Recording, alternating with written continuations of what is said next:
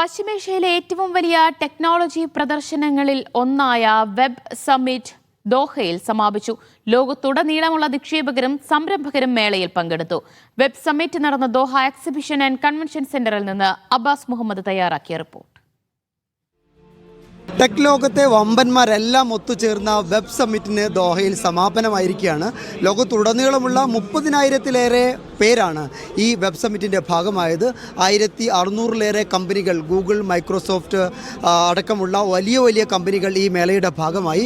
അവസാന ദിവസമായി ഇന്നും വലിയ ജനപങ്കാളിത്തമാണ് ഈ എക്സിബിഷൻ സെൻറ്ററിൽ ഉണ്ടായിരുന്നത്. ഫെബ്രുവരി 1-ന് പ്രധാനമന്ത്രിയും വിദേശകാര്യമന്ത്രിയുമായ Sheikh Mohammed bin Abdulrahman bin Jassim Al താനിയാണ് വെബ് സമ്മിറ്റിൻ്റെ 2026 എഡിഷൻ ഉദ്ഘാടനം ചെയ്തത്.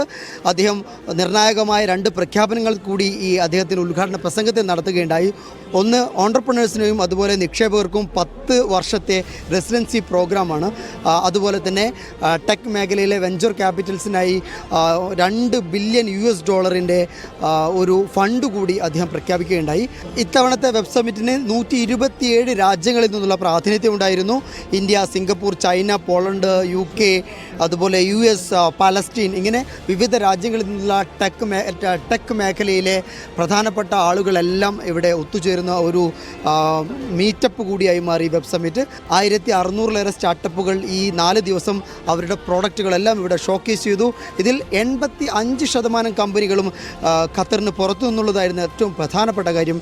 അവസാന ദിവസത്തെ വിശേഷങ്ങളുമായി കുറച്ചുപേർ നമ്മളോട് കൂടെ ചേരുന്നുണ്ട്. ഇതൊരു വല്ലാത്തൊരു എക്സ്പീരിയൻസ് ആയിരുന്നു. ഈ ഒരു പരിപാടിനെ കുറിച്ച് കേട്ടപ്പോൾ ഞാൻ വിചാരിച്ചു, സാധാരണ ഖത്തറിൽ ഒരുപാട് പ്രോഗ്രാംസ് അറ്റൻഡ് ചെയ്തിട്ടുണ്ടെങ്കിലും അങ്ങനെ അത്രത്തോളം വലിയൊരു പ്രസൻസ് ഉണ്ടാവാറുണ്ടായിരുന്നു. പക്ഷേ ഇവിടെ എന്ന് പറയുന്ന ഏകദേശം ഒരു 30,000 പീപ്പിൾ, അതിൽ തന്നെ ഖത്തറി ബേസ്ഡ് ആയിട്ടുള്ള ഒരുപാട് എൻറ്റിറ്റീസ്, ഒരുപാട് startups, they are not only in Qatar, they are going beyond the region. അപ്പോൾ നമ്മൾ വളരെയധികം ഷോക്ക്ഡ് ആയിപ്പോയി. It was a really very good experience. How is the web summit experience? Honestly, it's been an amazing experience. We got to understand the tech market. Web Summit, it's good. I got എനിക്ക് ഒരു invitation കൂടിയിട്ടാണ് വന്നത്. ഡെല്ലിൻ്റെ ഒരു ഇൻവിറ്റേഷനിലാണ് വന്നത്. Good. I'm still exploring all these chances over here. Let's see. Well, we see some startup ideas over here. So that's something which I'm interested in.